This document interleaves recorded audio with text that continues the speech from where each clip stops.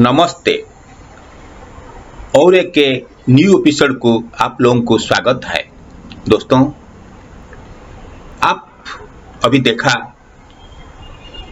एक गुरु का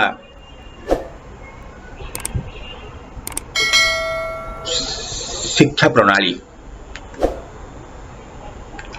ये गुरु का नाम मलय साहू,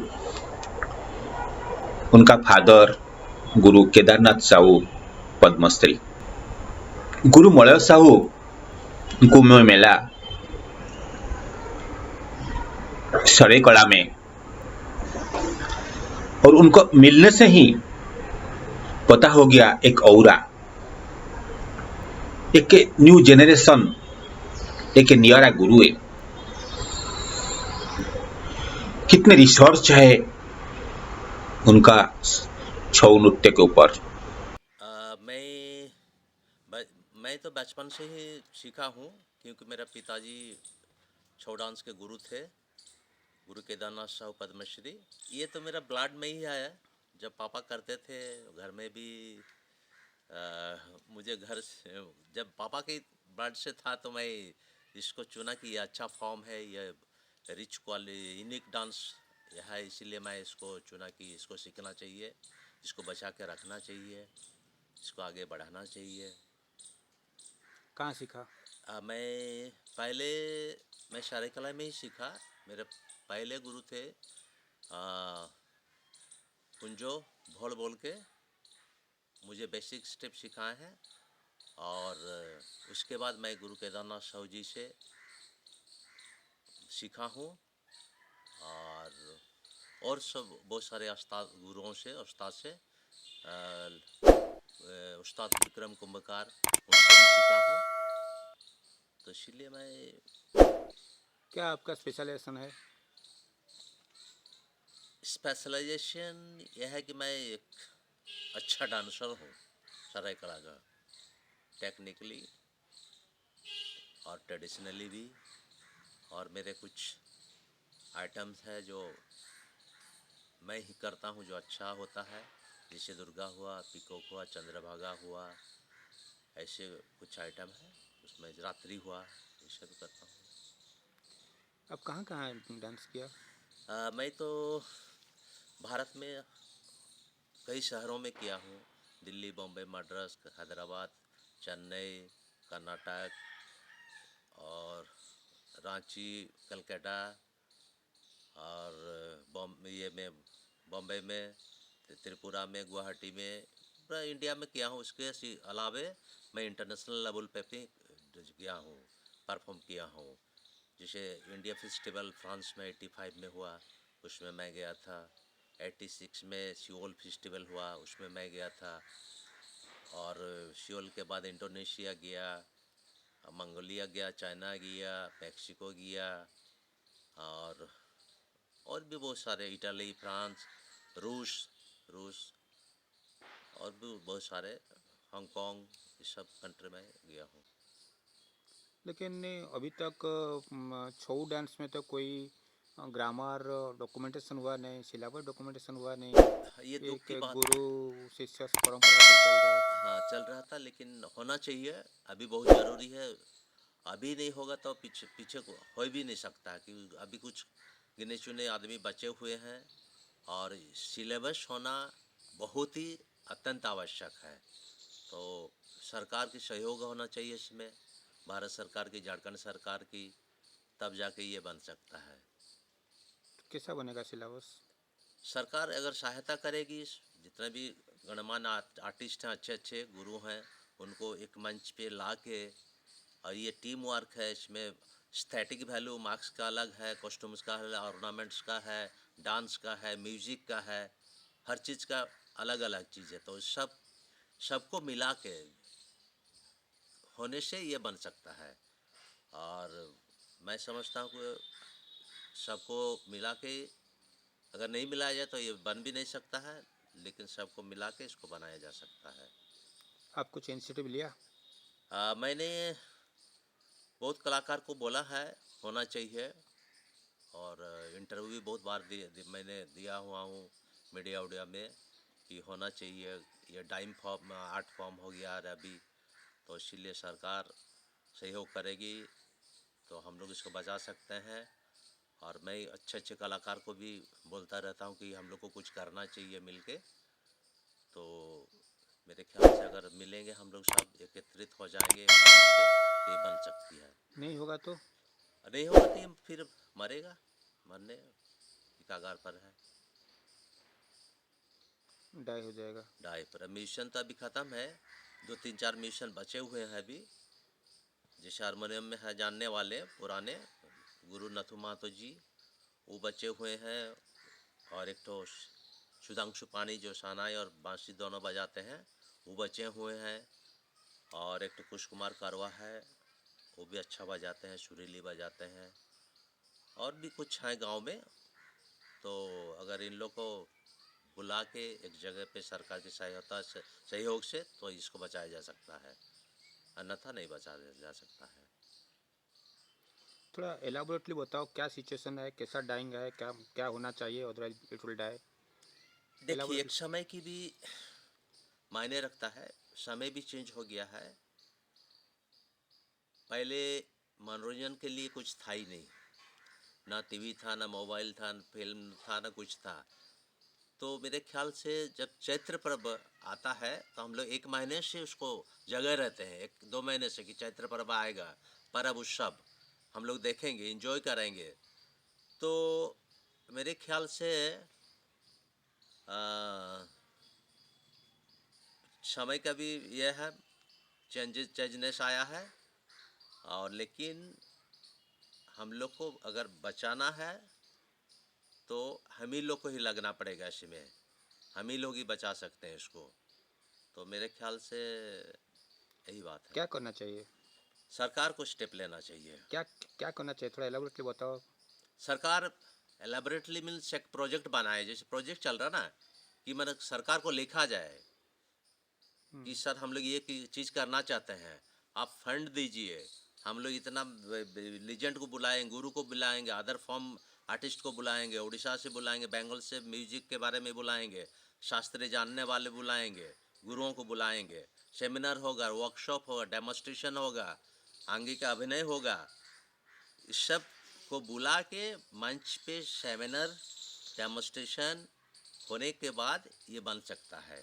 तो सब सिलेबस। सिलेबस अदरवाइज नहीं बन सकता है। तो सिलेबस होगा तो एक रास्ता मिलेगा कैसा। एकदम एकदम पढ़ेंगे बच्चे लोग, डिग्री करेंगे, डिप्लोमा लेंगे, तो इंटरेस्ट रहेगा। लेकिन हम एक डिप्लोमा लिए कि डिग्री लिए, मास्टर डिग्री किए इसमें, तो बच्चे लोग का इंटरेस्ट जरूर आएगा, अन्यथा मुश्किल है इसको बचाना। लेकिन ये उत्कल संगीत महाविद्यालय में तो है। हाँ, छऊ है, मैंने उड़ीसा का जो छऊ है मयूरभंज का, वहाँ पर सिखाते हैं। लेकिन मेरे ख्याल से वहाँ भी सिलेबस नहीं बना है, म्यूजिक का नोटेशन नहीं हुआ है मेरे ख्याल से। अच्छा, तो बिना सिलेबस में कैसा डिग्री होगा। वही तो बात है, सिलेबस बनाना अत्यंत आवश्यक है, अत्यंत आवश्यक है, अन्यथा ये डांस भी मर जाएगा और बच्चे भी नहीं सीखेंगे, यही बात है। क्या इसका हिस्ट्री है ये डांस का। ये डांस का हिस्ट्री जो है, ये ट्रेडिशन डांस फॉर्म है, गुरु शिष्य परंपरा है और रिचुअलिस्टिक, ये कंपोजिट कल्चर है। सरायकला छऊ कंपोजिट कल्चर, सभी धर्म का समावेश है इसमें। तो इसमें हम लोग जो रिचुअल्स चैत्र महीना में होता है, 15 दिन पहले, तो 15 दिन आगे होता था, अभी 8-7 रोज पहले हो रहा। और रिचुअल्स जो होता है, वो जो रिचुअल्स हम लोग शुभ घाट बोलते हैं, यात्रा घाट, वृंदावनी, गौरियाभार, कालिका घाट, ये चारों युगों का युग को लेकर बना है। सतयुग में राम थे, शिव थे, द्वापर में ये थे, हनुमान थे, त्रेतिया में ये कृष्ण आए, फिर कली में काली शक्ति की पूजा होती है, काली आए। और उसके सिवा भी जितना भी रिचुअल्स होता है, जैसे कोंटा माड़ा, निया माड़ा, रंजनी फूड़ा, ये सब जो रिचुअल्स होता है, ये बौद्ध और जैन का भी प्रभाव है इसमें। तो ये कंपोजिट कल्चर है, ये परफॉर्म होता है, पहले रिचुअल्स होता है शाम में, फिर जो जिस डांस पे एरिना में हम लोग डांस करते हैं, उस एरिना में जाके उन लोग पहले परफॉर्म करेगा, फिर हम लोग का जो उत्सव है स्टार्ट होगा। उसके इतने पॉपुलर कैसा हुआ? ये पॉपुलर देखिए, जब भारत स्वाधीन नहीं हुआ था तब सरायकला छौ विदेश में जाके प्रदर्शन किया था और भूरी भूरी प्रशंसा भी का पात्र बना हुआ था। Because royal patronage. हाँ, रॉयल पैट्रोनाइज था, अच्छे गुरु थे उसमें, अच्छे डांसर थे और बहुत सारे अच्छे अच्छे छोटे मियाँ बड़े मियाँ, रफ़ीक खान, पन्नालाल घोष, हैरन घोष और गुरु केदारनाथ साहू पद्मश्री जो हैं, फिर शुभेंद्र नारायण सिंह देव, फिर हुआ विजय कुमार विजय प्रताप सिंह देव जी, और भी अच्छे नटशेखर वन बिहारी पटनायक, ये सब अच्छे अच्छे बहुत फेमस कलाकार थे। इन लोग गया था प्रदर्शन करने के लिए।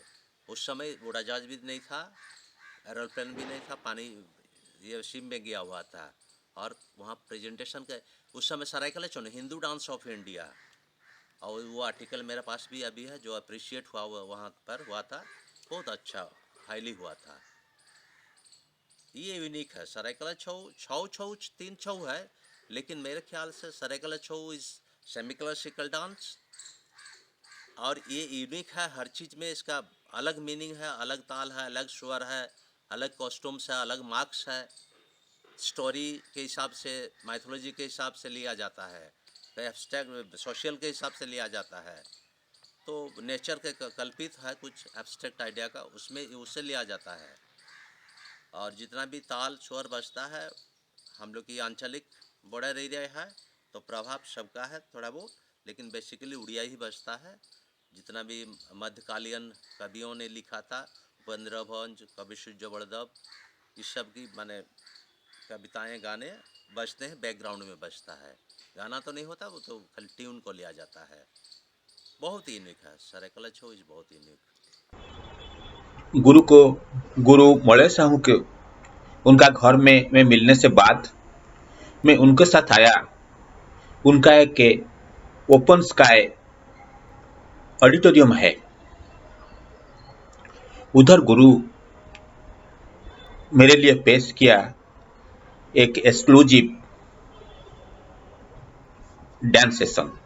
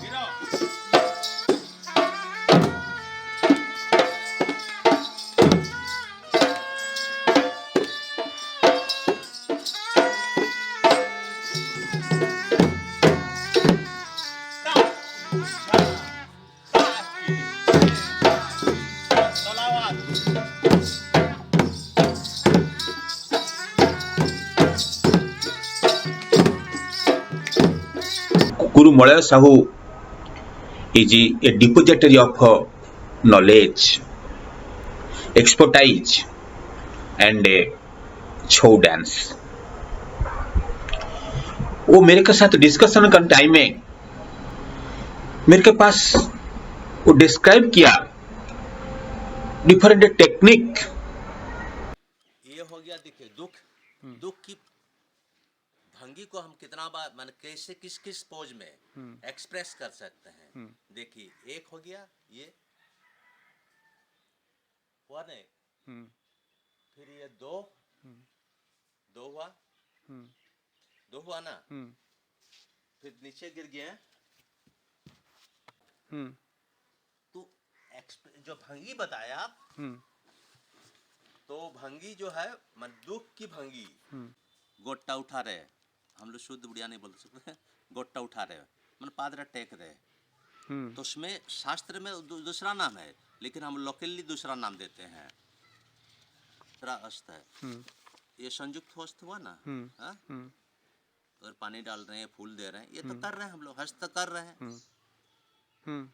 लेकिन जो क्लासिकल में एक सीमाबद्ध होता है वैसा सराइकल छौ में नहीं है, लेकिन होना जरूरी है। मतलब कौन डांस में कौन मूवमेंट में कैसा होना चाहिए, जैसे पानी दे रहे हैं या फूल दे रहे हैं या आरती दे रहे हैं, हस्त कर रहे हैं, आकाश को दिखा रहे हैं, अंगुली तो हम कर रहे हैं। ये सूची हस्त बोलता है, ये में शास्त्र में सूची हस्त। प्रणामी है ना, ये अर्धचंद्र है, बॉडी को दिखाते हैं। देखिए और अर्धनारीश्वर में ये डमरू के हस्त है, ये त्रिशूल के हस्त है। दोस्तों, आप अभी देखा गुरु मलय साहू का एक्टिविटी, परफॉर्मेंस और story.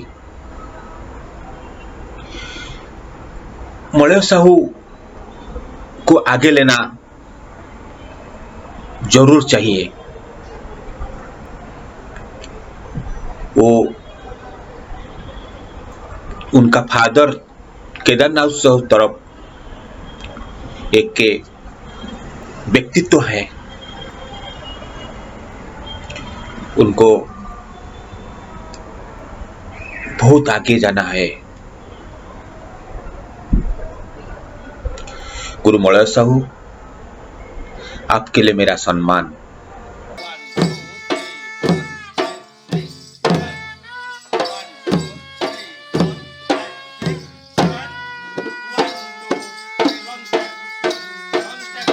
Friends, if you like my video, please subscribe it.